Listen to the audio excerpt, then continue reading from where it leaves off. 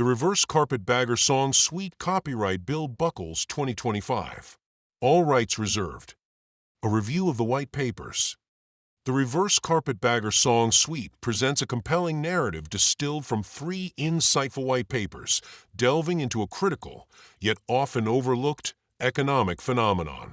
These reports, titled The Reverse Carpetbagger Effect on Canadian Industry, The Washington Trade Office, A New Battlefront, and The Single Window Effort, a Bipartisan Solution, collectively paint a picture of how foreign policy and industrial initiatives can inadvertently drain domestic capital and talent.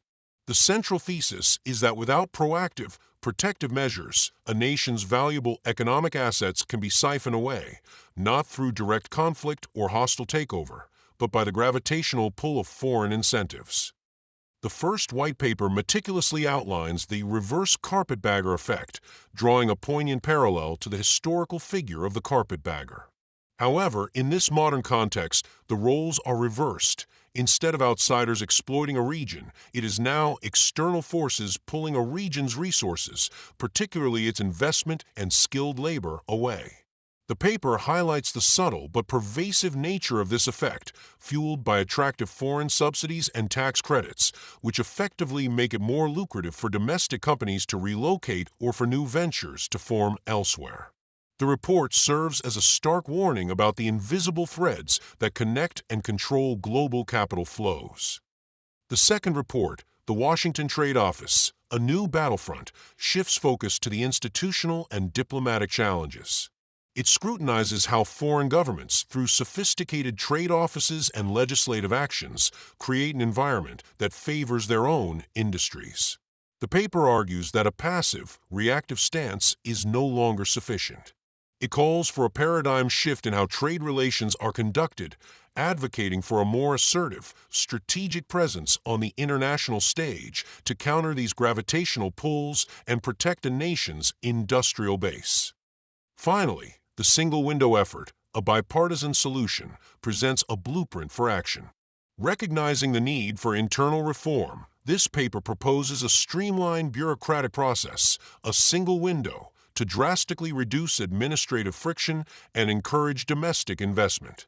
It's a powerful call for bipartisan collaboration, highlighting that the challenge transcends political divides and requires a unified front. The paper provides a pragmatic and actionable framework, emphasizing that the most effective defense against the reverse carpetbagger effect is a strong, cohesive, and efficient domestic economy. The song suite that follows mirrors this journey, from the initial recognition of the problem to the eventual call to action, offering a lyrical and emotional complement to the analytical reports. Scenario 1. The lure of subsidies. You see them every day. Your neighbors, your colleagues, the innovators among you. You've read the reports, you've seen the data, but do you truly grasp the threat? A whisper begins in Washington, a new subsidy, a new tax credit, and suddenly the blueprints for our future, the capital that could build our prosperity, are being packed away. They're not stealing our ideas, they're simply making it more profitable to pursue them somewhere else. We are the architects, the innovators, the builders of this land, but our creations are being lured across the border before they even have a chance to rise here. We must open our eyes, fellow citizens, and demand that our leaders create a defense that is stronger than any foreign incentive. We must not let our dreams be bagged and sold by foreign policy.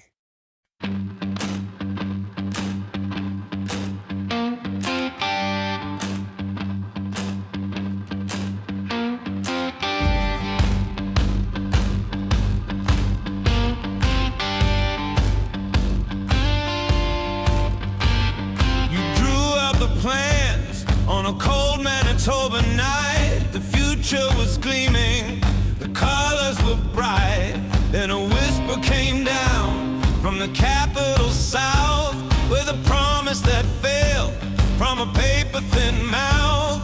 The tax credits are calling, the subsidies gleam. They're pulling the heart from your national dream. We'll stand in the face of this trade-based attack and build a foundation they can never roll back.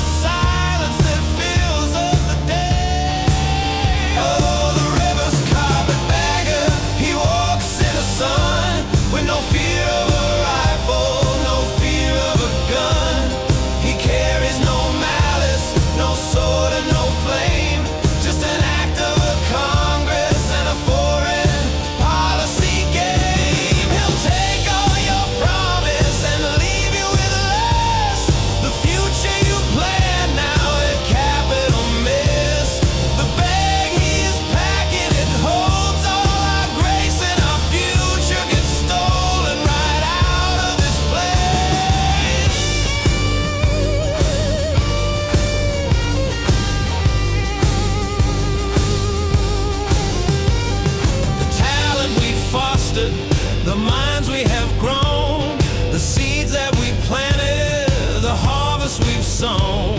They're looking at charts from a faraway land, with an offer that's hard to stand firm and withstand. The knowledge we nurtured, it's all in the air, an intellectual flight that we can't see or share, leaving a silence and a hollowed out space in the soul of the country and the heart of this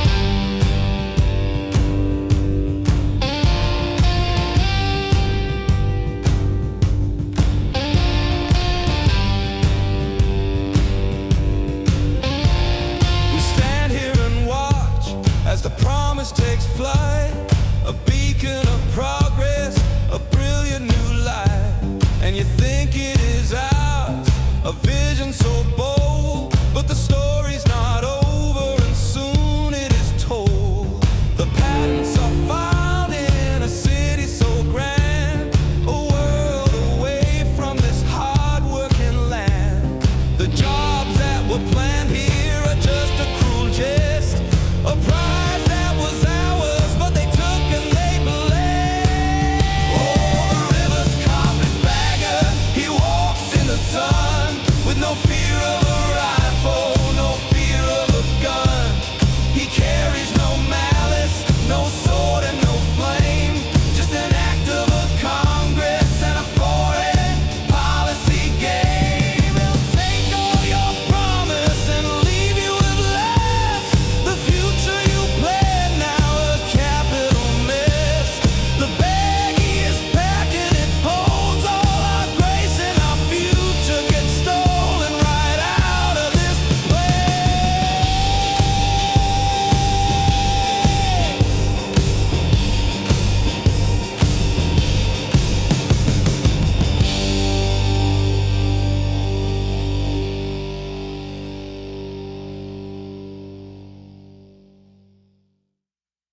Using YouTube on a desktop computer, you can navigate within this song collection from within the description field. This is a very cool feature of YouTube, and here's how that works. First, click on the description field below the video screen, where it says "more," and it will drop down. You will see a list of audio files with a time underneath each one in hours, minutes, and seconds. When you click on the time in the left column, that gets you to the specific audio you want in the YouTube video screen above. The right column is the running time of the original sound file used to make this audio.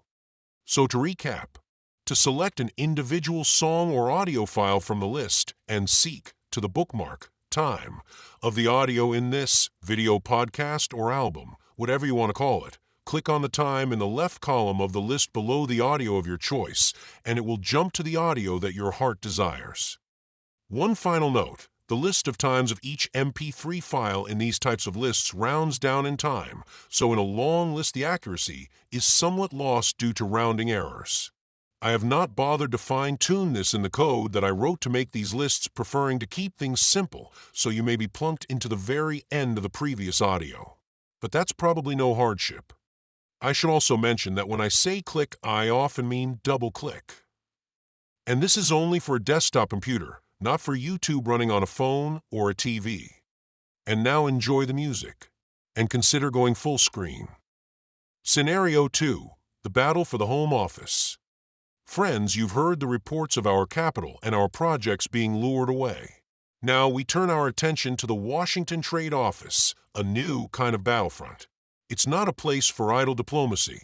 It is the heart of a strategic campaign to draw away our industry.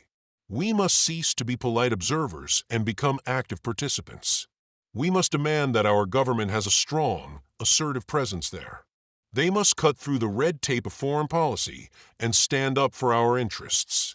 We cannot allow our nation to be a passive bystander while our economic future is decided by others. It is a new kind of war fought with policy and profit margins, and we must insist on a robust defense.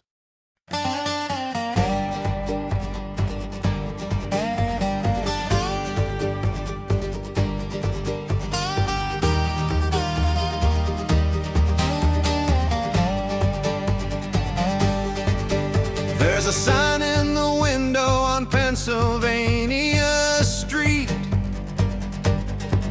It says trade and diplomacy, oh what a deceit. For it's not just a handshake and not just a smile. It's a chess game of power, a slow, patient trial. They're building a fortress with paperwork and rules, while we stand on the sidelines like powerless fools. They're crafting the future with codes and with laws, and we're left here to manage the terrible flaws.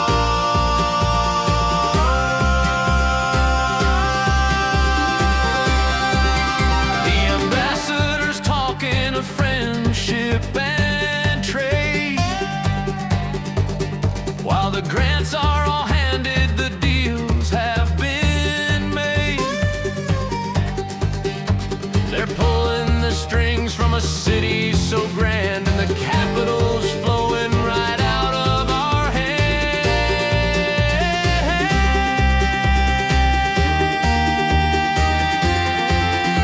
The lobbyists whisper of partnerships worth, while our own local projects just wither from birth. Strategic pressure that's hard to check. Oh, the red tape is tangled, the forms are alive, a diplomatic facade beneath a false sky. This office in Washington, it's not what it seems. It's the graveyard of capital, the tomb of our dreams. So we'll call for a champion, with some fire to cut through the falsehood and raise our flag higher, to fight for the future that we have to win, and to challenge the forces from deep down within.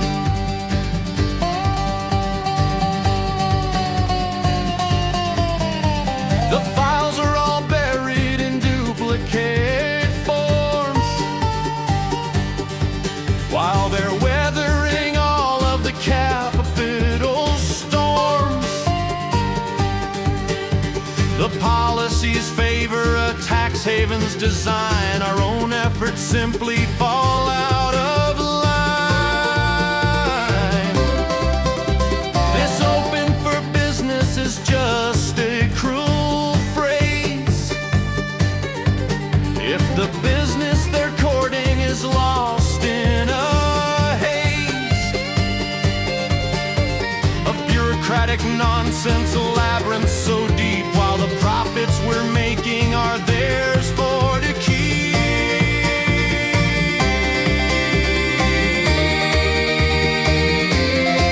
We need more than a handshake, we need more than a chat. We need to get tough and get right to the mat, to counter the whispers with action so bold, to stop all the futures from being bought, sold, to take back the power that they have assumed, to reclaim the projects, the fates that are doomed. We must be a presence, a force to be known, to protect all the seeds that we carefully sow.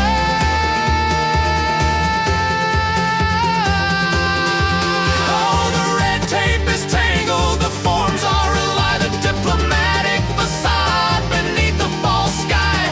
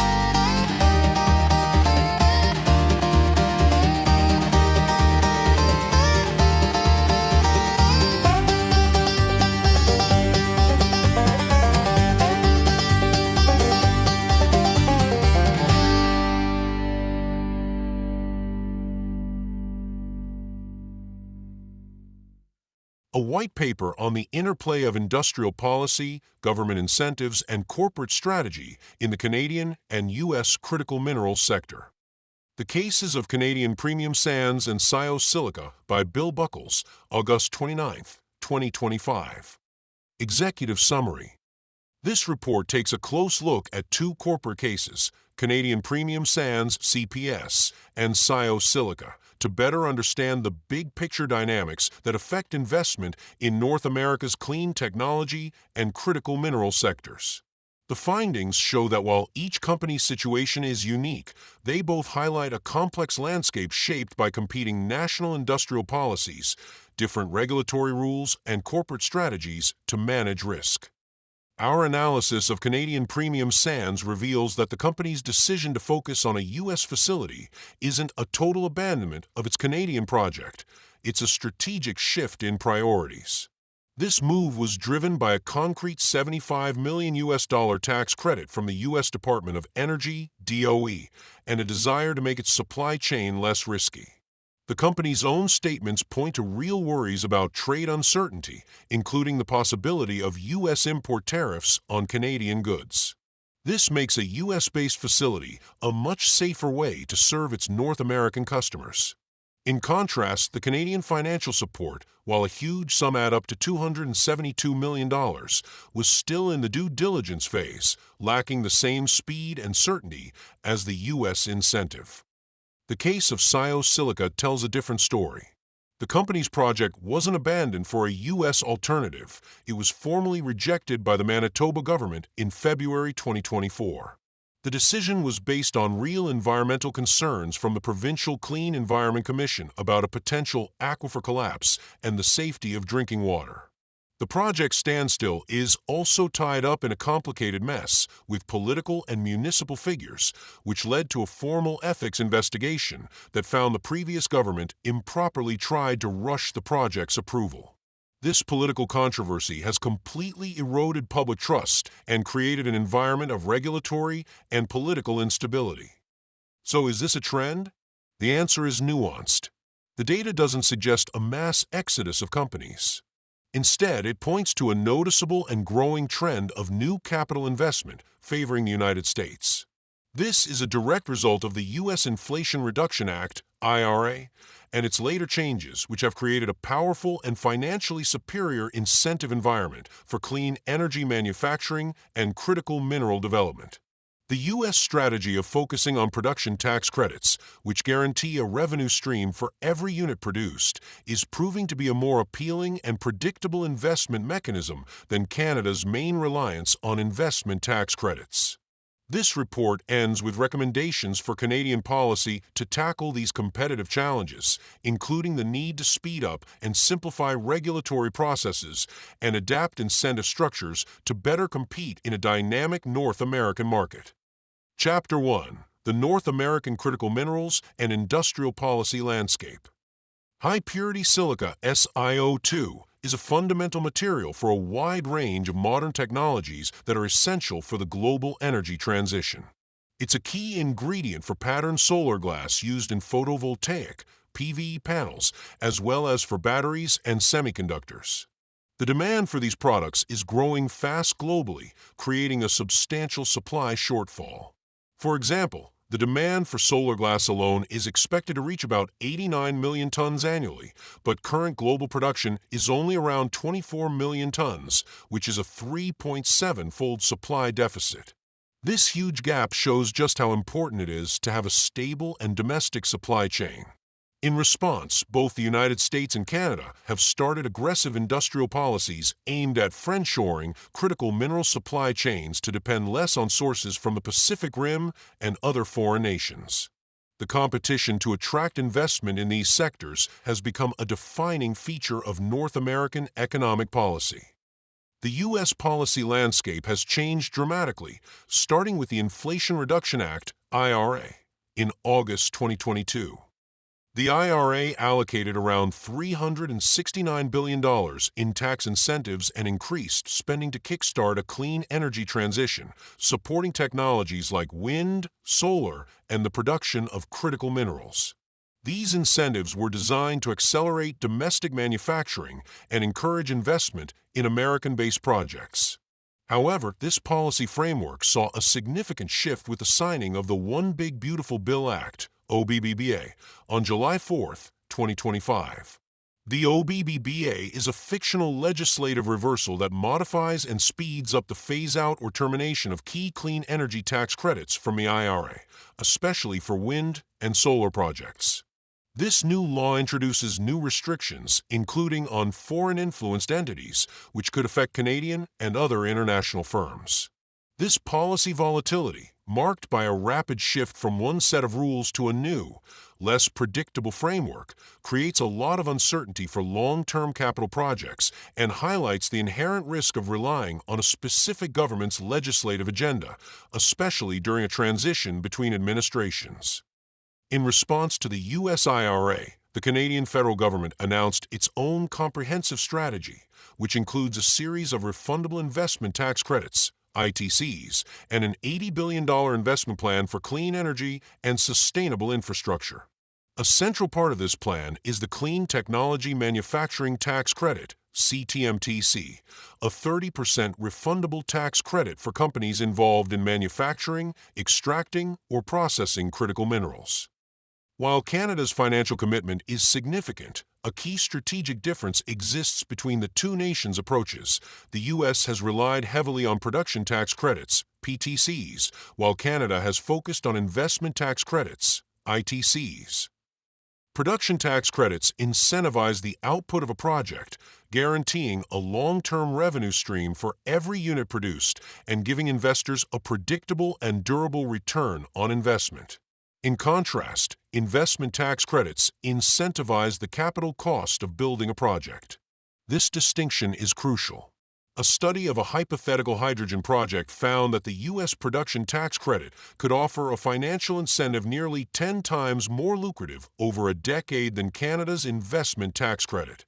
This fundamental difference in financial incentives is a powerful factor driving corporate capital decisions and is a direct challenge to Canada's ability to compete with the U.S. for large-scale clean technology projects. Chapter 2. Case Study: Canadian Premium Sands CPS. Canadian Premium Sands' original strategy was a vertically integrated project to use high-purity silica from its Wanapigo quarry in Manitoba to manufacture patterned solar glass at a new facility in Selkirk. The company announced on September 18, 2024, that it had received indications of financial support of up to $272 million from the federal and Manitoba governments. This substantial package included a provincial commitment of up to $72 million in infrastructure investment and a low-interest loan, as well as up to $100 million from the federal government. The company also sought an additional $100 million through the Federal Indigenous Loan Guarantee Program. The company's press releases praised this support as a significant step towards successfully financing the Selkirk project. Despite the announced Canadian support, CPS's strategy evolved to include a parallel focus on the United States. In November 2024, the company announced its plans for a U.S. facility, and in January 2025, it revealed a significant development. It had successfully secured a $75 million U.S. tax credit allocation through the U.S. Department of Energy's DOE 48C tax credit program. The company noted that this achievement followed a letter of encouragement from the DOE in August 2024, indicating that the U.S. opportunity was pursued at the same time as the Canadian project. The company's operational updates in July 2025 explicitly stated that its near-term focus is on advancing the U.S. project and that the Selkirk project faces uncertainty related to announced U.S. import tariffs on Canadian goods as well as the potential for Canadian counter-tariffs. The company's financial records show a challenging environment.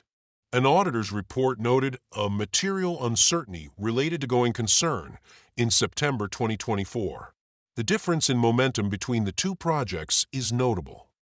While the Canadian government's financial support was announced in September 2024, the company's own updates confirm that it was still in the due diligence phase as of November 2024, with a need to formalize elements of the provincial support. In contrast, the U.S. project has moved forward with remarkable speed and certainty. After receiving the tax credit in January 2025, the company secured a letter of intent for a 12-year lease on a former glass manufacturing site and advanced discussions with a strategic partner. Chapter 3: Case Study: Silica and the Convergence of Politics, Environment, and Industry. Silica's proposed sand extraction project in southeastern Manitoba was a focal point of intense public debate and regulatory scrutiny. In February 2024, the Manitoba NDP government formally rejected the company's application for an environmental license. This decision wasn't made on a whim. It was a direct result of a detailed review by the Provincial Clean Environment Commission, CEC, an arm's-length body that had expressed serious concerns about the project's long-term environmental effects. The CEC's report found that the company failed to adequately consider long-term impacts, including potential aquifer collapse, and that it had not done its due diligence. The provincial government's final decision was based on the goal of protecting Manitobans' drinking water, citing the unproven approach of the proposed extraction technology as a risk to future generations. The Silica project became deeply tangled in political and ethical controversy. A report from Manitoba's Ethics Commissioner in May 2025 found that former Progressive Conservative Premier Heather Stefanson and two of her cabinet ministers violated the province's Conflict of Interest Act. The commissioner's report found that they improperly tried to push for the project's approval after the party had lost the October 2023 election, an action that went against the Caretaker Convention, a parliamentary principle that prohibits outgoing governments from making major decisions. While Silica was not the subject of this investigation and was not found to have acted improperly, the political scandal had a profound impact. A recent online statement by a Manitoba citizen speculates about Silica's U.S. intentions, including a meeting with North Dakota Senator Kevin Cramer. While there is no official source to confirm this specific meeting with the company's leadership, the senator's broader activities and discussions with Canadian officials are documented. The post also raises the possibility that Silica, despite its public statements, may be positioning itself to supply frac sand to the Williston Basin. The company's original 2019 environmental proposal did, in fact, list oil and gas operations as a potential market for its product. However, the company has since rebranded its project with a firm statement that it has no interest in supplying sand for fracking, and has focused its messaging on providing sand for solar glass and other renewable energy applications. Chapter 4: The Broader Trend: An Analysis of North American Industrial Competitiveness. The events surrounding Canadian premium sands and Silica aren't isolated incidents. They're symptoms of a larger, systemic shift in North American industrial competitiveness. While Canada's clean energy investment grew by 19% in 2024, placing it 8th globally, there is growing evidence of capital flight. Statistics Canada data indicates that domestic investors withdrew a net $62.6 billion from Canadian securities over 4 months, with $8.5 billion flowing into U.S. equities in May 2025 alone. This isn't a brain drain of entire companies, but a capital drain of new investment. The reasons behind this trend are complex. The U.S. policy framework, with its use of production tax credits, offers a compelling carrot by incentivizing output and providing long-term revenue certainty. In contrast, Canada's reliance on investment tax credits, while significant, is often seen as less financially appealing. Furthermore, Canada's regulatory environment is frequently cited by energy executives as a major deterrent due to perceived uncertainty and slowness.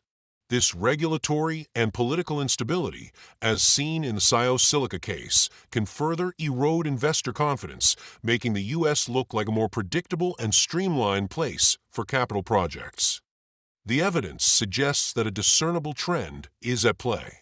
It's not an abandonment of Canadian operations, but a strategic redirection of new capital toward the U.S., where the industrial policy environment is seen as more financially compelling, stable, and strategically aligned for serving the North American market.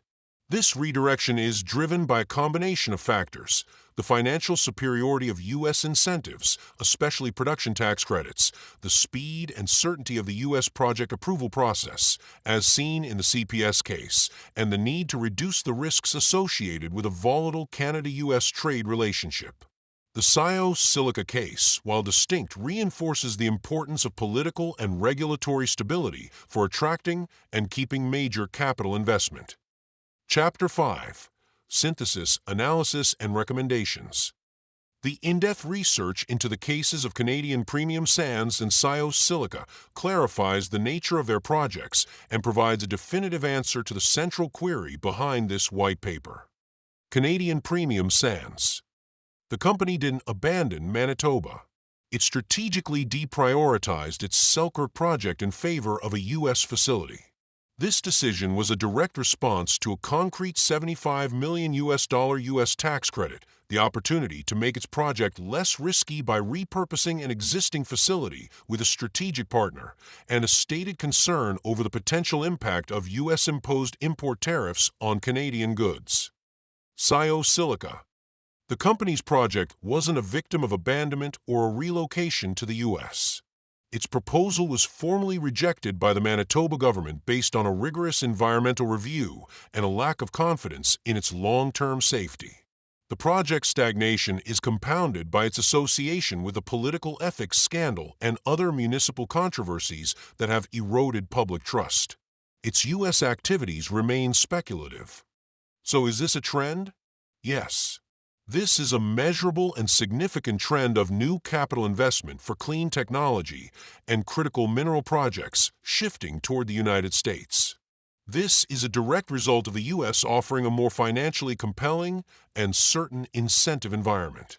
The U.S. emphasis on production-based subsidies and a faster, more direct path to securing project financing is a powerful magnet for private capital. The Canadian response, while financially significant, has been hampered by slower processes, a different incentive model, and a domestic climate of political and regulatory uncertainty that can deter major, long-term capital commitments. Policy recommendations for Canada. To compete effectively in this new North American landscape and mitigate the risks of capital flight, Canada should consider the following policy recommendations. Streamline and accelerate regulatory processes. The government must address the perception of slow and uncertain regulatory timelines. A clear, predictable, and accelerated path for large-scale, strategic projects is essential to compete with the speed of U.S. incentives. This includes establishing clear standards and timelines for environmental and other project approvals. Evaluate and adapt incentive structures. Canadian policymakers should undertake a thorough analysis of the relative effectiveness of investment tax credits versus production tax credits. While ITCs are valuable, the financial superiority of PTCs in attracting long-term capital for specific projects, e.g., hydrogen, solar glass, is undeniable. Canada should consider adapting its incentive model to be more competitive and financially appealing for investors who seek predictable, long-term returns.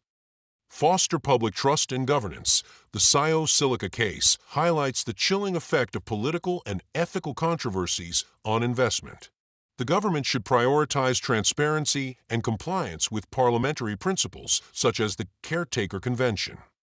Creating a predictable and trustworthy investment climate requires not only competitive financial incentives, but also a strong foundation of good governance and public accountability. Scenario 3. The Single Window Solution. Fellow citizens, you've witnessed the problem, you've seen the battlefront. Now is the time to demand the solution. The third white paper outlines a path forward that is both practical and profound, the single window effort. This isn't just about cutting red tape, it's about a fundamental commitment to efficiency and shared purpose. It's a call for our government, our industry, and our people to work together, united in a common goal. We must demand a bipartisan approach that puts the interests of our community first. This single window initiative is more than a policy, it's a testament to our resolve. It proves that we can create a system so clear and so compelling that no foreign incentive can compete. Demand this from your leaders, and together we will build a future that is truly our own. We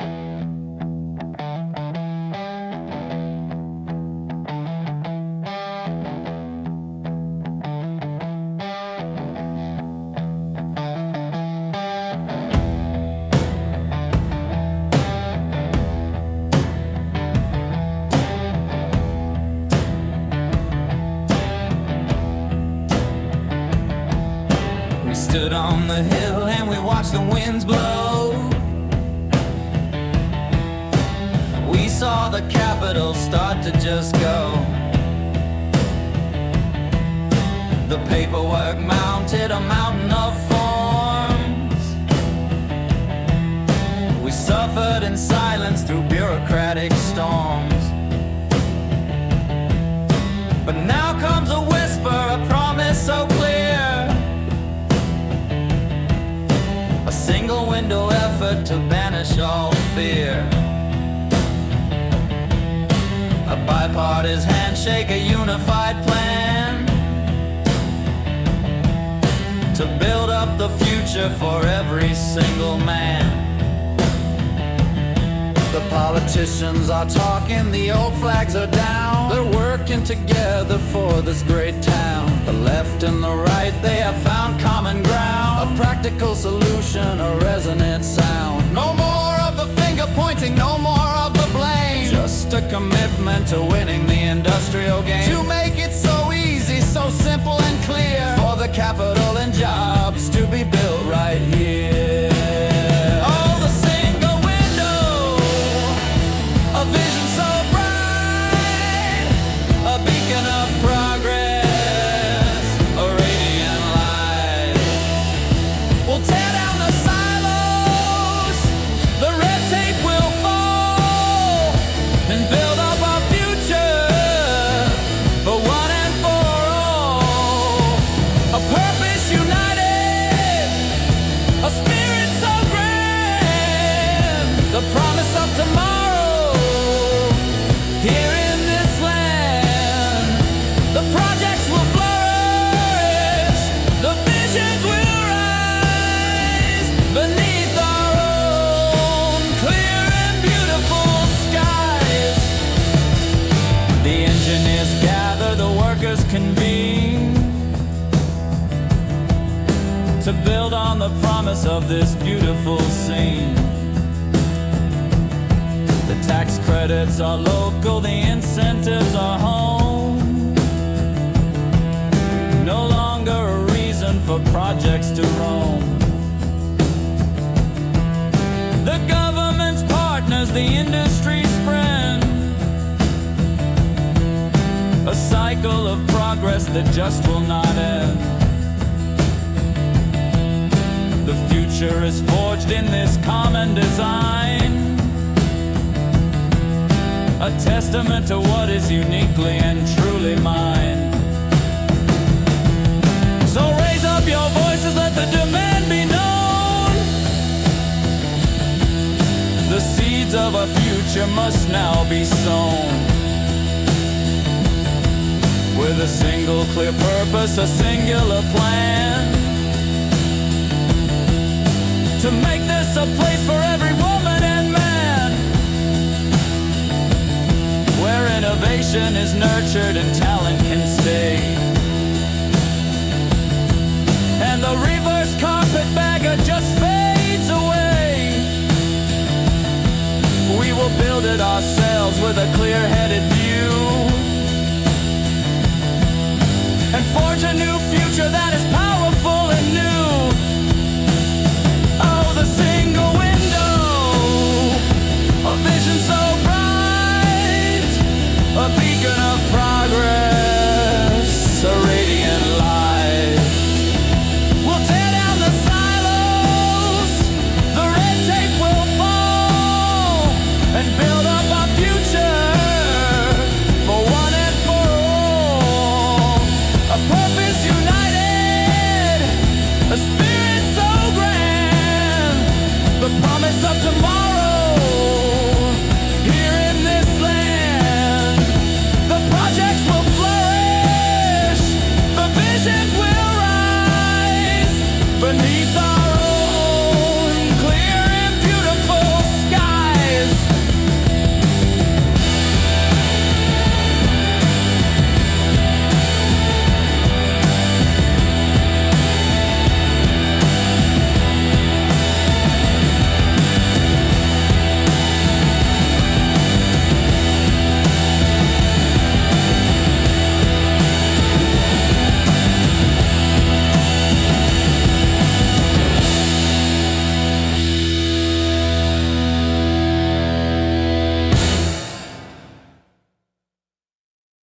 a white paper on the reverse carpetbagging of Canadian capital.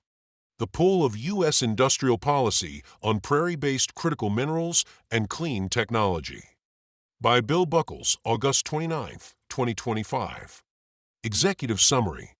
This white paper examines the phenomenon of reverse carpetbagging, a trend where new capital investment for Canadian projects is redirected to the United States, particularly in the clean energy and critical mineral sectors.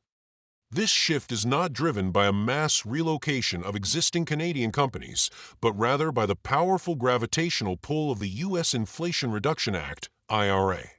Through case studies of Manitoba-based projects, this report demonstrates how U.S. incentives, specifically the use of production tax credits, PTCs, create a more compelling and predictable investment environment than Canada's primary reliance on investment tax credits, ITCs. Furthermore, the analysis reveals how regulatory uncertainty and political volatility within Canada serve as additional push factors, making the U.S. an increasingly attractive destination for new capital. The central finding is that while Canada possesses significant critical mineral resources and a clean electricity grid, its policy and regulatory framework is struggling to compete with the speed, certainty, and financial superiority of U.S. industrial policy. The IRA's focus on incentivizing production directly addresses a key risk for long-term capital projects: revenue predictability. This report concludes with a series of recommendations for Canadian policy to adapt its incentive structures and streamline its regulatory processes to better compete in this new North American economic landscape. Chapter 1: The New North American Economic Reality, a Reverse Carpetbagging Trend. The genesis of the trend, the U.S. Inflation Reduction Act. The U.S. Inflation Reduction Act, IRA, enacted in August 2022, has fundamentally reshaped the North American investment landscape. The IRA provides approximately $369 billion in tax credits, grants, and loans to accelerate the development of a domestic clean energy supply chain. The core of its success in attracting capital lies in its strategic use of production tax credits, PTCs. A PTC provides a direct subsidy for every unit of clean energy or critical mineral produced over a set period, such as 10 years. This mechanism guarantees a revenue stream for investors, making a project's long-term returns highly predictable and significantly de-risking the venture. For example, a hydrogen project in the U.S. could receive a subsidy that is nearly 10 times more lucrative than its Canadian equivalent over a decade, due to this fundamental difference in incentive structures. In contrast, Canada's primary response, including its suite of investment tax credits, ITCs, focuses on reducing the upfront capital costs of a project. While this provides a substantial subsidy for construction, it does not offer the same long-term revenue certainty that a PTC does. The Canadian Manufacturers and Exporters (CME) have noted that Canadian companies feel they are fighting an unequal battle, and that many investments remain on hold due to a lack of concrete action from Ottawa. The broader economic signals, a capital drain. The redirection of capital is not limited to a few anecdotal cases. Statistics Canada data indicates that domestic investors have withdrawn a net $62.6 billion from Canadian securities over 4 months, with $8.5 billion flowing into U.S. equities in May 2025 alone. This is indicative of a capital drain, where new investment dollars are increasingly favoring the U.S. as a more financially attractive and stable jurisdiction. While the IRA was initially viewed as a potential trade barrier, analysis has shown it can also lead to production relocation effects, with significant gains for the U.S. and some capital losses for its trading partners. Chapter 2: Case Studies from the Prairies, CPS and Silica. The experiences of Manitoba-based companies, Canadian Premium Sands, CPS, and Silica, provide a clear illustration of these trends. While their circumstances are distinct, they both highlight the challenges of attracting and retaining capital in the face of U.S. competition and domestic political volatility. Canadian Premium Sands, the pivot to U.S. certainty. Canadian Premium Sand's original plan was to build a vertically integrated solar glass manufacturing facility in Selkirk, Manitoba, utilizing silica from its Wanapigo quarry. The project had substantial Canadian support, including an announced financial package of up to $272 million from the federal and Manitoba governments. However, the company's subsequent actions reveal a clear strategic reprioritization. In January 2025, the company announced it had secured a concrete $75 million U.S. tax credit from the U.S. Department of Energy, DOE, for a parallel project in the U.S. This U.S. tax credit was not just a promise, it was a tangible, monetizable incentive that provided the certainty and velocity that the Canadian project lacked. As of late 2025, the Selkirk project remained in the due diligence phase, with a need to formalize elements of its support. Meanwhile, the U.S. project has progressed with remarkable speed, with the company securing a letter of intent for a 12-year lease on a former glass manufacturing site. The company's own statements in July 2025 confirmed its strategic shift, noting that its near-term focus is on advancing the U.S. project due to concerns over U.S. import tariffs on Canadian goods. This demonstrates how trade volatility acts as a powerful push factor, making an onshore U.S. facility a necessary risk mitigation strategy to serve its North American customers. Silica, political and regulatory instability as a deterrent. The case of Silica shows that the challenges are not solely financial.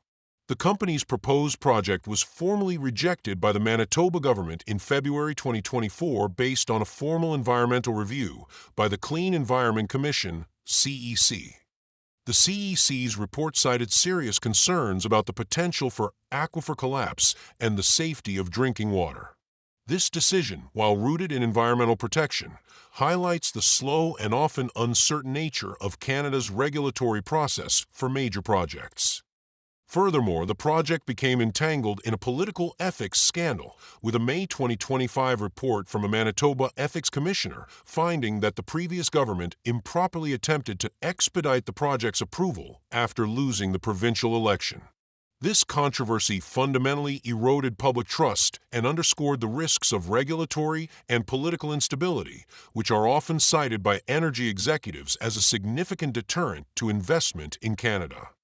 These two cases collectively demonstrate the two sides of the reverse carpetbagging coin, the financial pull of the U.S. and the regulatory push from Canada. Chapter 3: Beyond the Prairies, a National Trend. The phenomenon is not confined to Manitoba.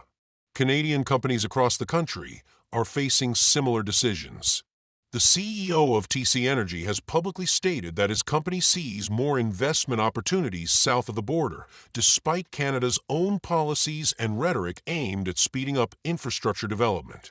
This is also seen with Canaan Energy, a Calgary-based company that develops facilities to convert waste heat into electricity and has established an office in Texas to take advantage of U.S. subsidies that can cover up to half the cost of its projects.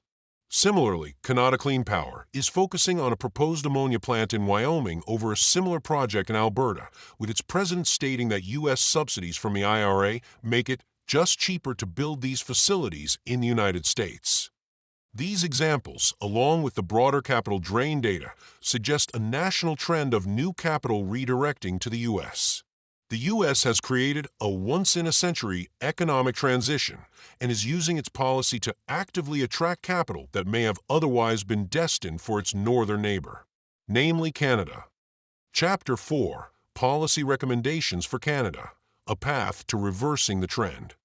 To effectively compete with the U.S. and stem the tide of reverse carpetbagging, Canada must implement a bold and decisive policy response. Recommendation 1: Streamline and accelerate regulatory processes. Canada's regulatory environment is often perceived as slow and uncertain. The government must address this by establishing clear timelines and implementing strict and predictable timelines for environmental, permitting, and other project approvals for strategic, nation-building projects. They should also create a one-stop-shop agency to act as a single point of contact for large-scale clean energy and critical mineral projects, coordinating all necessary federal and provincial approvals. This would reduce bureaucratic delays and provide investors with a clear and efficient path forward. Recommendation 2. Adapt and enhance incentive structures. Canada's current reliance on ITCs is not sufficient to compete with the financial certainty offered by U.S. PTCs. Policymakers should introduce a production-based incentive model for key strategic sectors, such as hydrogen and solar manufacturing. Canada should introduce a Made in Canada production tax credit that provides long-term revenue certainty for investors. This would directly counter the most compelling aspect of the IRA. The government must also increase the velocity of funding and accelerate the formalization and disbursement of promised funds.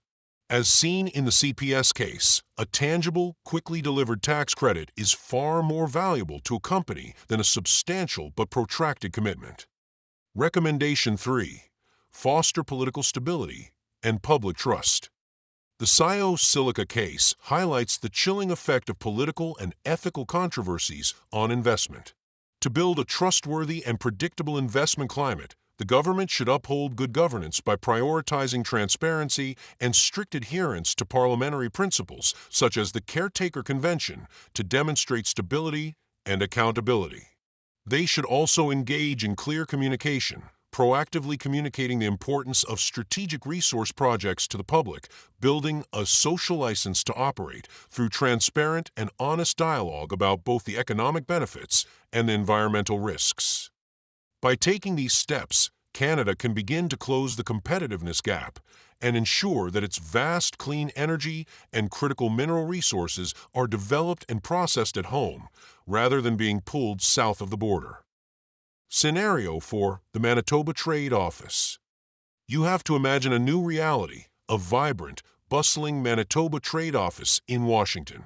It's not just a sign on a door, it's a strategic beachhead in the heart of the U.S. Capitol. This is where we go from being a passive victim to an active player. Our representatives will be on the ground, building relationships and countering the very forces that seek to drain our economy. They will be our eyes and ears, a real-time defense against the reverse carpetbagger effect. This office is the physical manifestation of our resolve. It's where the fight for our economic future will be won.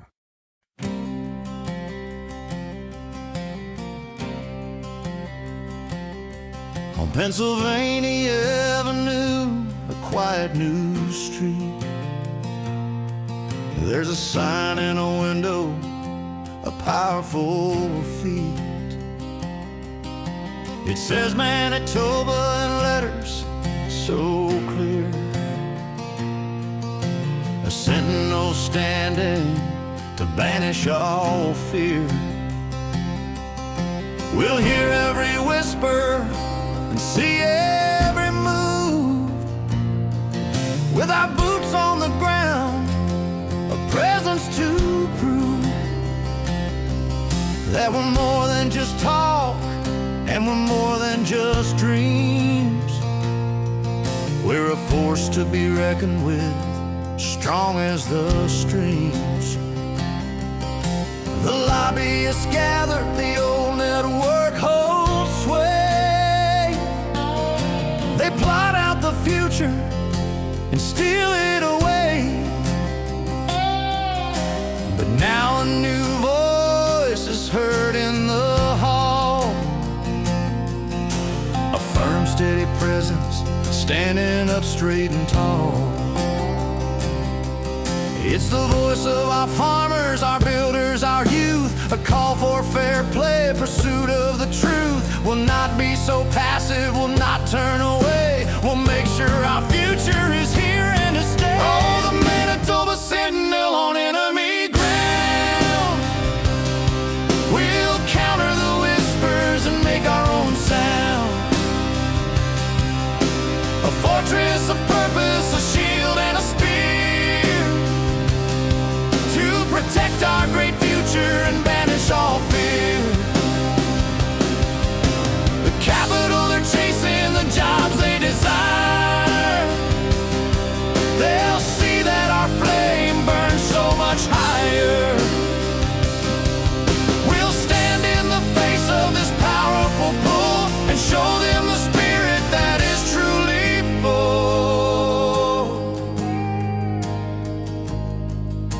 The fax machine hums with the deals that are lost. The invoices tally the true human cost. But the sentinel's watching, the reports are so clear. They're building a defense, a shield from all fear. The bilateral meetings, the diplomatic plea, the pressure is mounting for all there to see that our future is worth fighting for, worth every dime. A testament to a new, purposeful time. So let the word travel, let the message take flight. We're here on the ground and we're ready to fight. Not with the weapons of war and of hate, but with policy, purpose, to seal our own fate. To build a new future that is strong and is free. A place where our own will always be we. The future is ours, we will make it so clear. The sentinel is standing to banish all fear. Oh, the Manitoba sentinel on enemy ground. We'll counter the whispers and make our own sound. A fortress of purpose, a shield and a spear, to protect our great future and banish all fear. The capital they're chasing, the jobs they desire, they'll see that our flame burns so much higher. We'll stand in the face of this powerful pull and show them the spirit that is truly full.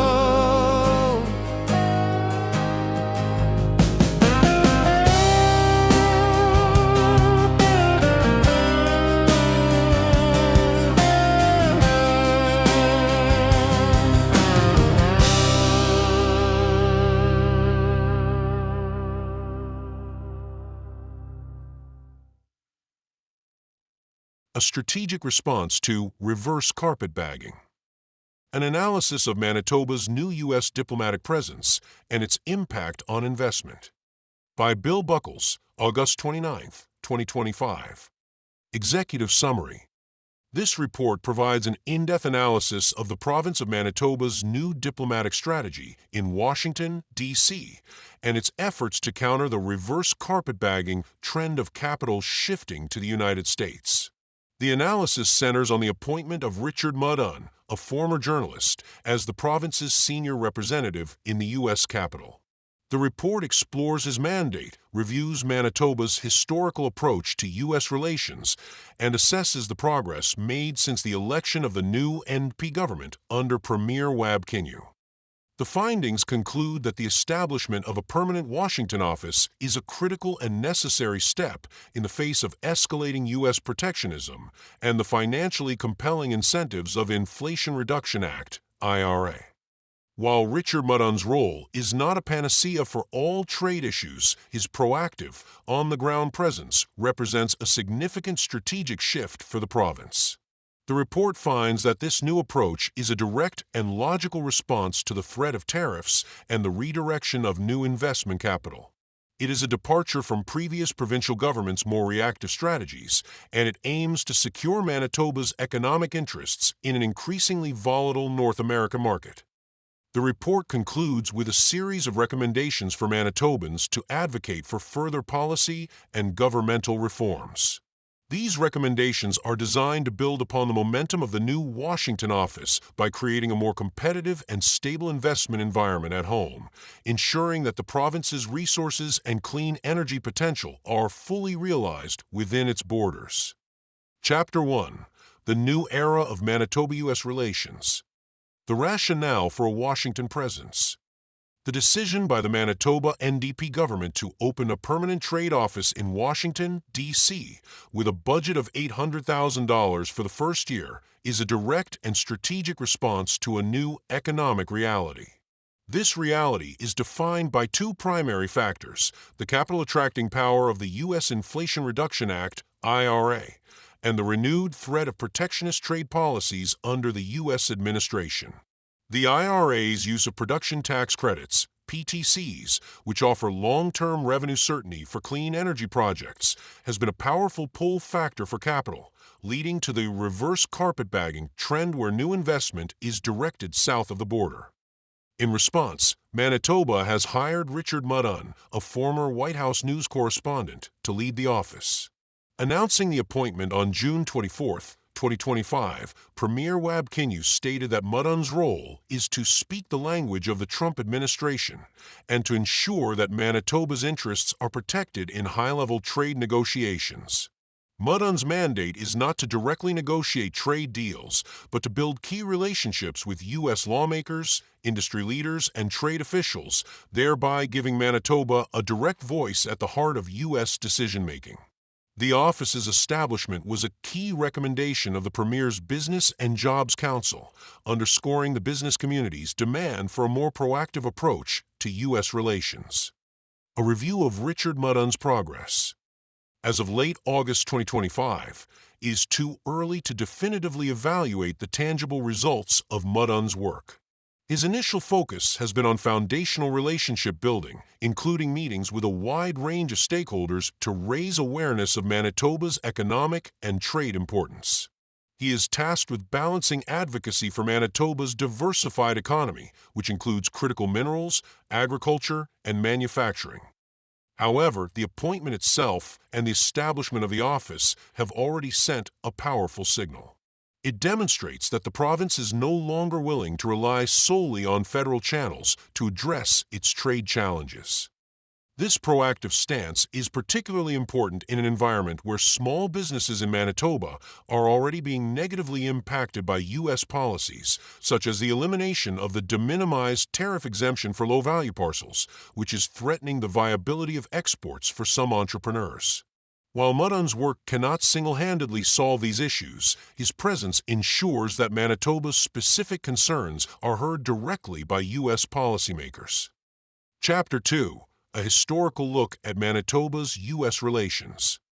Manitoba's approach to its relationship with the United States has evolved significantly over time, reflecting the priorities of successive provincial governments. Before the new Democratic Party, NDP, pre-1999. In the period before the NDP took office, provincial governments, including those led by the Progressive Conservatives, generally maintained a less direct, more reactive approach to U.S. relations. Trade matters were often left to the federal government, with a focus on bilateral agreements rather than independent provincial lobbying.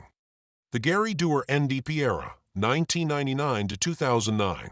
Premier Gary Doer's government brought a new level of sophistication to Manitoba's U.S. engagement. Doer was known for his ability to build strong relationships across political divides, a skill he later leveraged as Canada's ambassador to the U.S. from 2009 to 2016. His government's focus was on stable, predictable trade ties, particularly on key issues like softwood lumber. Doer's diplomatic experience and his current role as a volunteer advisor to the new Washington office highlight the importance of personal connections in this field. The Progressive Conservative (PC) era, 2016 to 2023. During the PC governments of Brian Pallister and Heather Stephenson, the province's direct diplomatic presence in the U.S. was less pronounced. While the government engaged with U.S. governors and trade officials, it did not establish a permanent office in Washington. This period's approach was more reliant on a Team Canada strategy, with the province's role primarily being to support federal efforts. However, this strategy proved to be less effective in the face of rising U.S. protectionism and the reverse carpetbagging trend. The new Wabkinew NP government, 2023 present. The current government has made a clear break from the past, recognizing that the Team Canada approach alone is insufficient. The hiring of Richard Mudun and the opening of the Washington office signal a new, more aggressive, and independent strategy. The government's actions, including a unanimously passed legislative resolution condemning U.S. tariffs, reflect a strong political will to defend Manitoba's economic interests. Chapter 3. Policy and Governance Recommendations for Manitobans. To build on the momentum of the new Washington office and effectively counter reverse carpetbagging, Manitobans should hold their government accountable for implementing a more comprehensive strategy. Recommendation 1. Demand policy changes for a more competitive investment climate. The province's focus on lobbying in Washington must be paired with tangible policy changes at home to make Manitoba a more attractive place for investment. Advocate for a Made in Manitoba Production Tax Credit, PTC. Manitobans should urge the government to introduce its own provincial PTC for strategic sectors like critical minerals and clean energy. This would directly counter the financial pull of the IRA and provide investors with the long-term revenue certainty that Canada's current ITC model lacks. Call for regulatory streamlining. The government must address the perception of slow and uncertain regulatory timelines, as exemplified by the Silica case. Manitobans should demand the creation of a single-window regulatory body for major projects, which would fast-track approvals and provide investors with a clear, predictable path from proposal to operation. Insist on a public interest lens for major projects. The Silica ethics scandal demonstrated the chilling effect of political interference on investment. Manitobans should hold their government accountable for ensuring that decisions on major projects are made based on the public interest, following due process and ethical guidelines, thereby rebuilding and sustaining investor trust. Recommendation 2. Push for government reform to ensure long-term success. The success of the Washington office depends on its longevity and ability to withstand changes in provincial politics. Establish a bipartisan trade council. Manitobans should advocate for a formal, bipartisan trade council on U.S. relations. This council would provide strategic oversight and ensure that the work in Washington continues regardless of which political party is in power. This would insulate the crucial trade file from the volatility of provincial elections. Require public accountability and transparency. The government should be required to provide regular, detailed public reports on the activities and results of the Washington office. These reports should include metrics on meetings held, leads generated, and any new investments secured. This transparency would allow citizens to directly assess the effectiveness of their investment in a permanent U.S. presence and ensure that the office is delivering a tangible return. Conclusion: a foundation for the future. The appointment of Richard Mudun and the establishment of a permanent Washington office represent a significant step forward for Manitoba. This proactive strategy is a necessary response to the economic pressures of U.S. industrial policy and the volatile trade environment. However, this is only foundation. For Manitoba to truly reverse the carpetbagging trend and compete effectively, this diplomatic effort must be complemented by fundamental policy and governance reforms at home. By making its investment climate more financially compelling, more predictable, and more transparent, Manitoba can ensure that its vast economic potential benefits its own citizens rather than being redirected to its southern neighbor. Scenario 5. The Bipartisan Council. Citizens, the battle against the reverse carpetbagger will not be won with a single party or a single ideology. The third white paper's most radical idea is also its most potent: a bipartisan council. This isn't about compromise, it's about collaboration. It's about putting aside political differences for the greater good of the community. When we face an external threat, our internal divisions become a liability. We must demand that our leaders come together from every political stripe to create a unified front. This council will be the engine of our single-window initiative, a testament to our ability to transcend petty politics and focus on a shared future.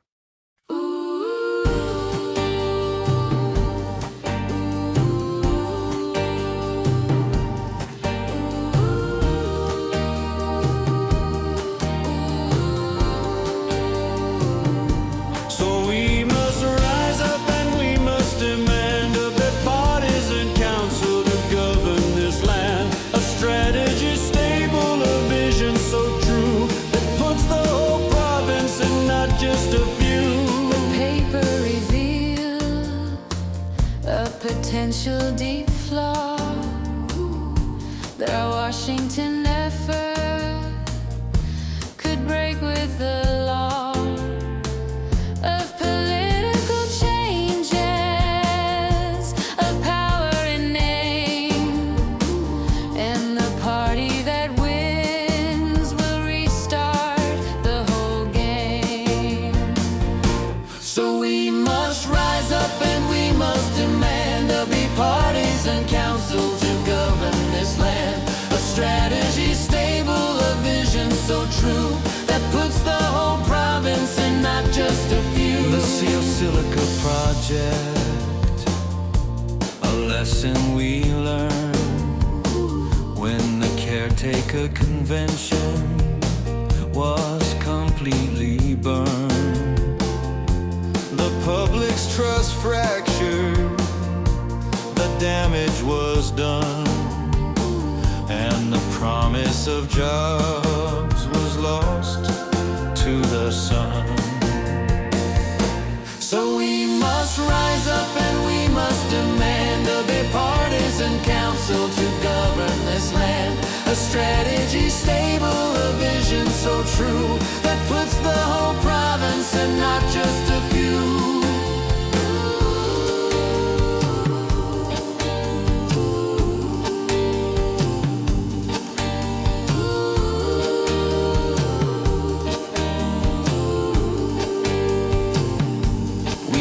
Let our future be subject to doubt when one party's in power and one party's out.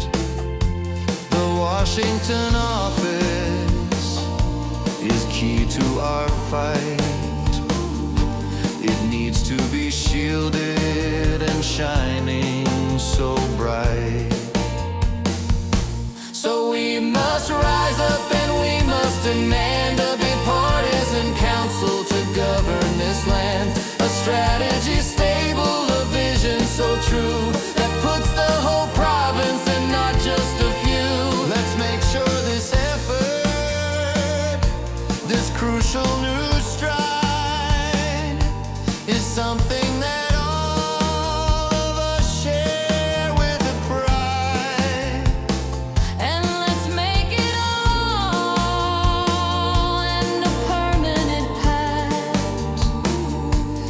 free from the shadows of partisan acts.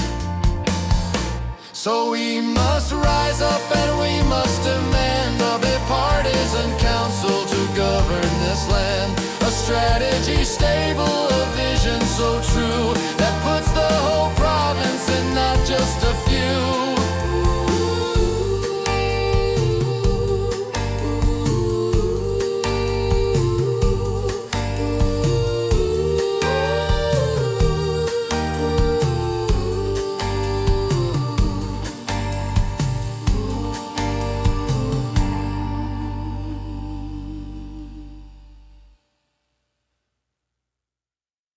An open letter to the people of Manitoba. Dear fellow Manitobans, I am speaking to you today with a deep sense of urgency regarding the future of our province's economy.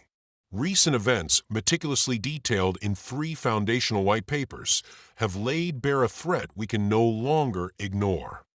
These reports are not just academic exercises, they are a critical roadmap for our collective future, and it is imperative that we, as a community, understand their findings and demand action. The first report identifies a phenomenon it calls reverse carpetbagging. This is not a historical issue, but a modern-day challenge. The lucrative production tax credits and other incentives provided by the U.S. Inflation Reduction Act are actively luring investment and capital away from Canada and directly south of the border. Projects in critical sectors like clean energy and mining, once destined to create jobs and opportunities here in Manitoba, are now being diverted. This trend poses a direct and immediate threat to our economic vitality.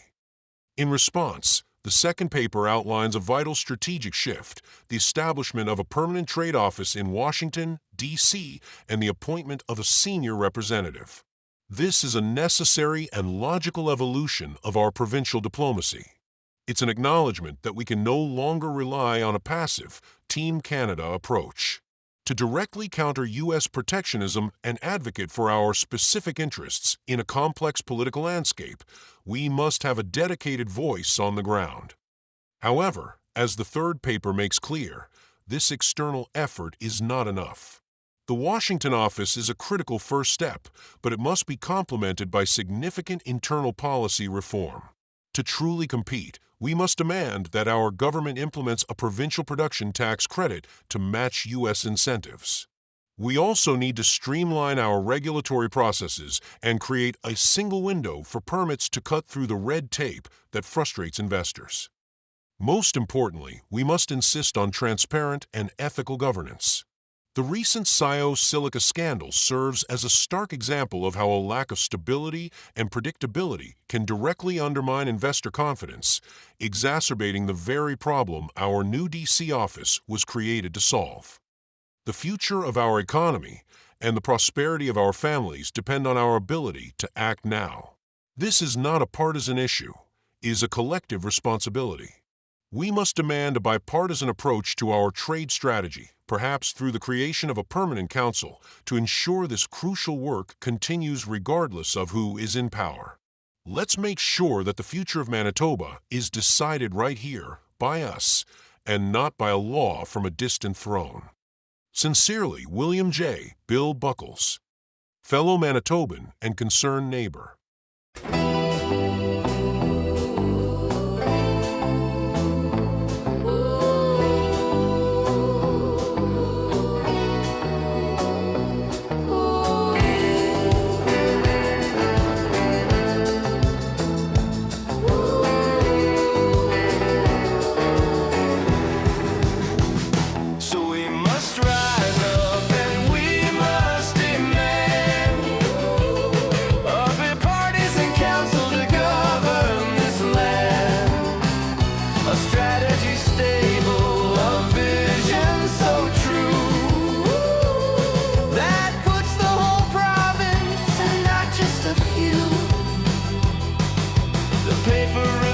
Potential deep flaw that our Washington effort could break with the law of political changes of power and name, and the party that wins will restart the whole game.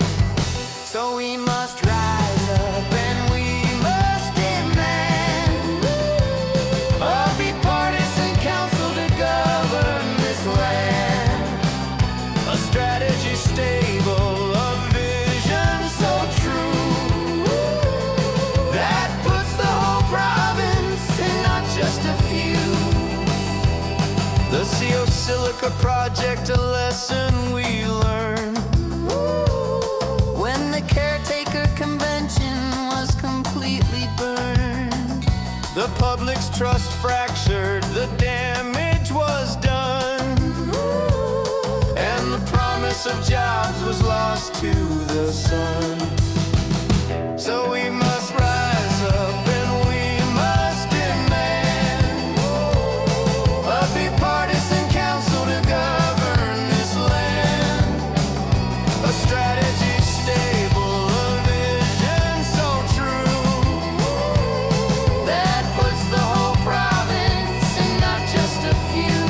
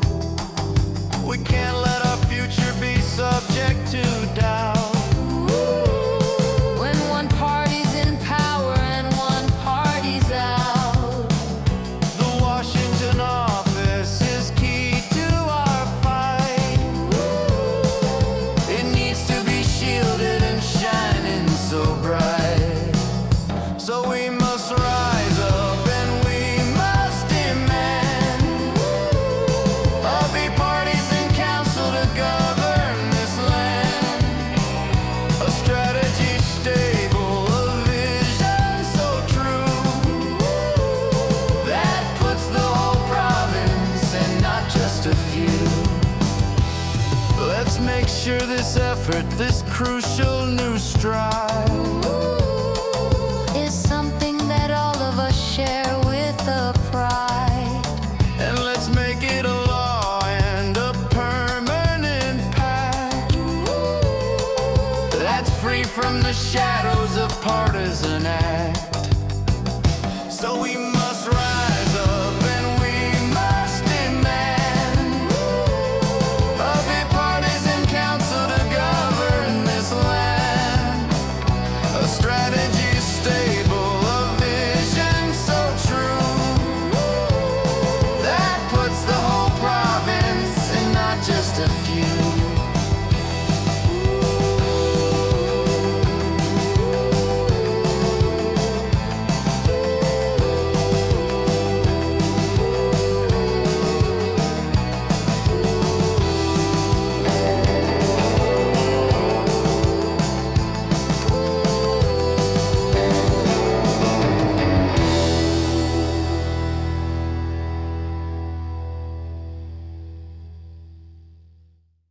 Scenario 6, the Provincial Production Tax Credit. You've heard about the Single Window Initiative, but what truly makes it shine is its practical application. The reports highlight the importance of a powerful incentive, the Provincial Production Tax Credit. This is not just another policy, it is the final, compelling piece of our defense. It tells every innovator, every business, and every investor that our province is the most attractive place to build and grow. This credit is our counteroffer to the foreign sirens, a clear signal that we are serious about keeping our capital and our talent right here at home. It is a beacon of hope and a promise of prosperity, and you must demand that your leaders deliver on this crucial piece of the puzzle.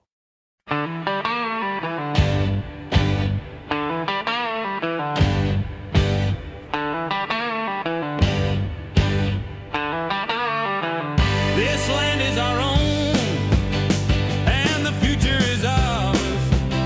Let's build a new kingdom. Let's stand in our powers.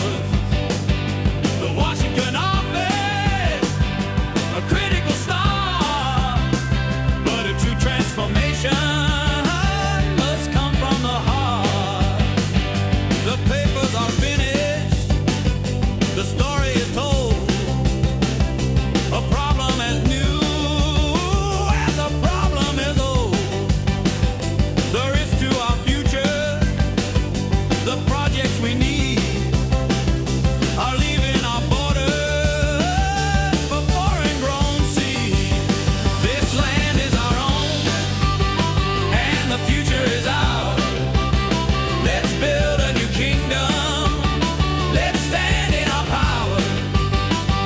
The Washington office, a critical start, but a true transformation must come from the heart.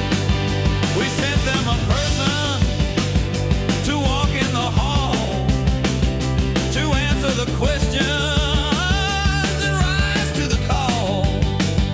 But that's just a tactic, a piece of the fight.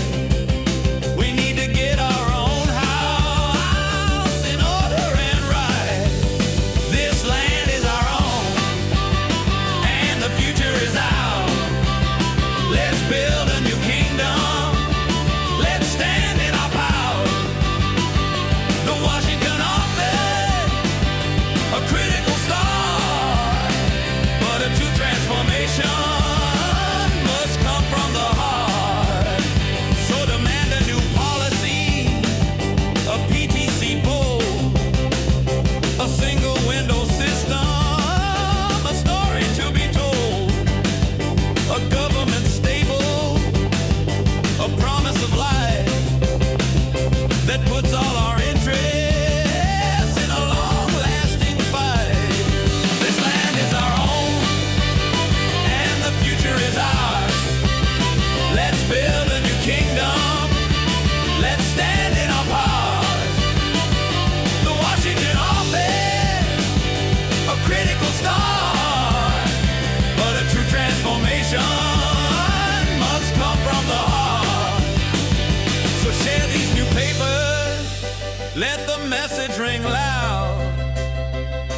lift our province up high in the clouds. It's up to the people, it's up to us all to answer the challenge, to answer the call. This land is our own, and the future is ours. Let's build a new kingdom, let's stand in our power. The Washington office, a critical start, but a true transformation must come from the heart. The papers are finished, the story is told. A problem as new as a problem is old. The risk to our future, the projects we need are leaving our borders for foreign grown seed. This land is our own, and the future is ours. Let's build a new kingdom, let's stand in our powers. The Washington office, a critical start, but a true transformation must come from the heart.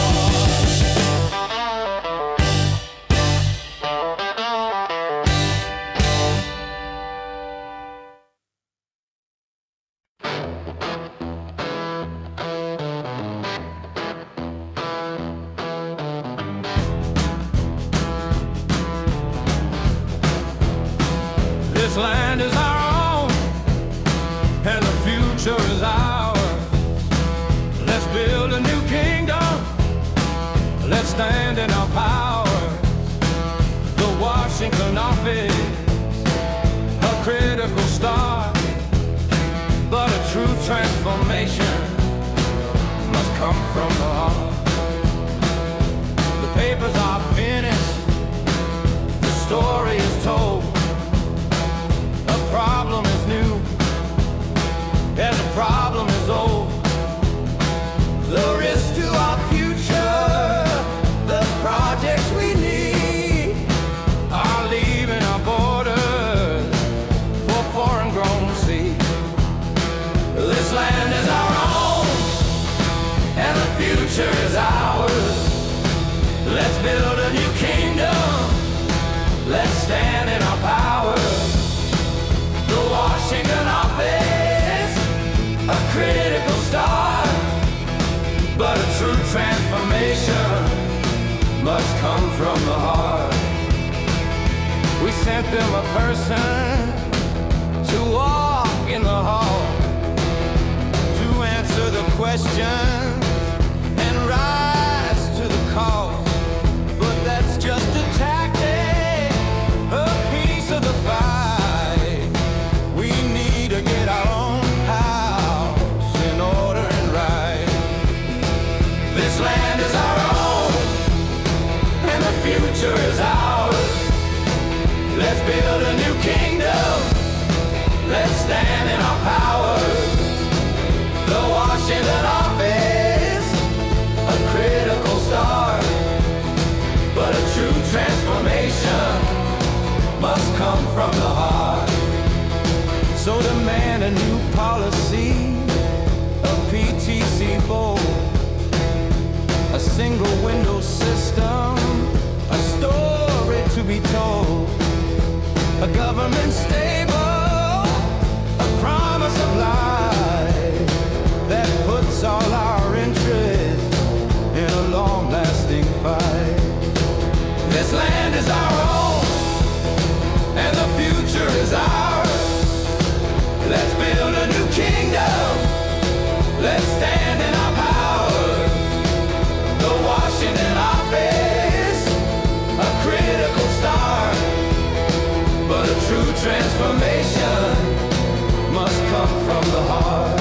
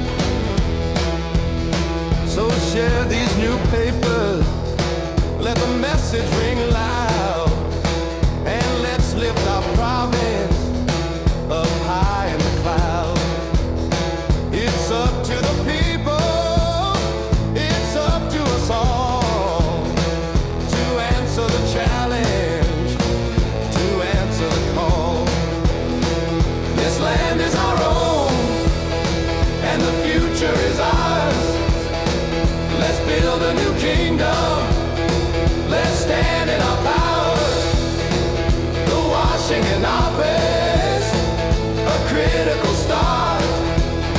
But a true transformation must come from the heart. The papers are finished, the story is told. A problem is new, as a problem is old. The risk to our future, the projects we need, are leaving our borders for foreign grown seed. This land is our home, and the future is ours. Let's build a new kingdom, let's stand in our power. The Washington office, a critical start, but a true transformation must come from the heart.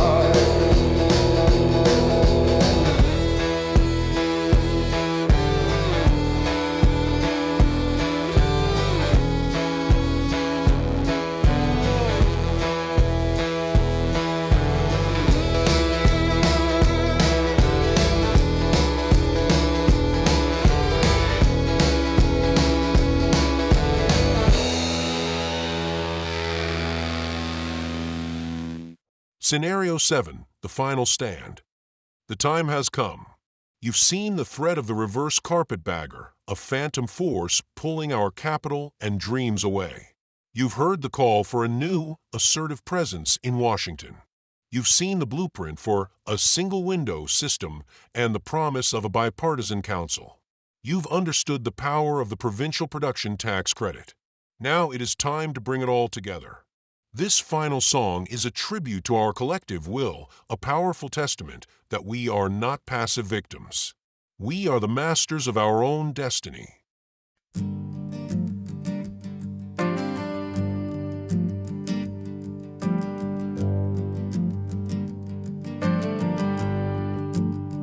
The first paper came, and it rang a loud bell of a new kind of magic, a different kind of spell, a reverse carpetbagger, a name to define the capital leaving, falling in line.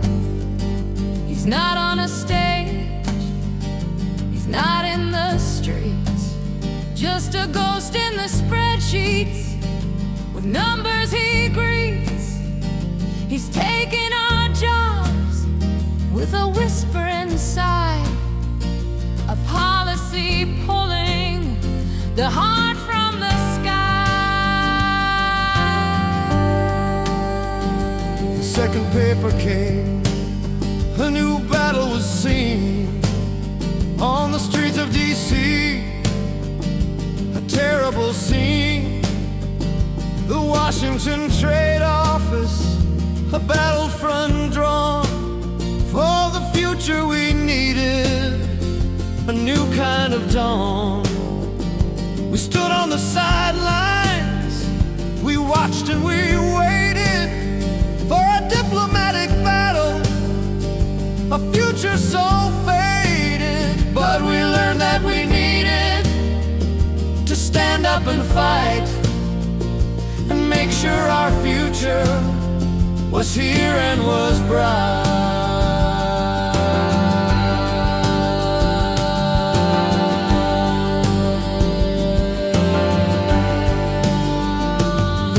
Paper spoke of a single window plan to make this a place for every woman and man, to cut through the red tape, to clear out the forms, to banish the anger and weather the storms. A process so simple, a purpose so clear, to keep all the capital and jobs right here.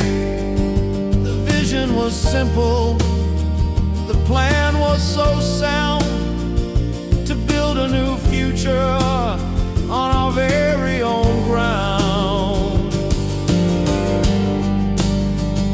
The first song was sung, the Washington whisper so true. trust in the machine and what he could do.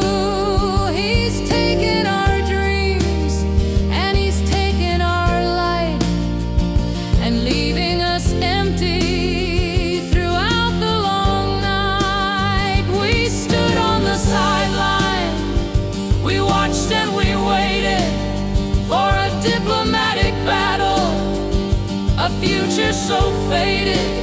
But we learned that we needed to stand up and fight and make sure our future was here and was bright.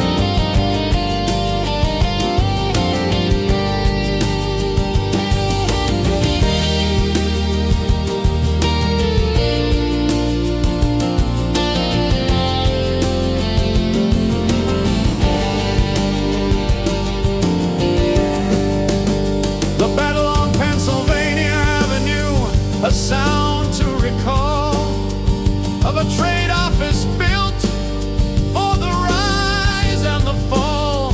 They're taking our future with papers and laws, but we're fighting back now. We're mending the flaws. We stood on the sideline, we watched and we waited for a diplomatic battle, a future so faded. But we learned that we needed to stand up and fight and make sure our future was here and was bright.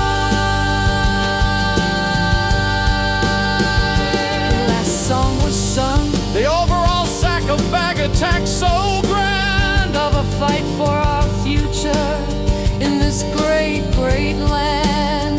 We're taking the power, we're making it true. We're building a future for me and for you. With a tax credit tango, a handshake so bold, a story of future now beautifully told. The reverse carpetbagger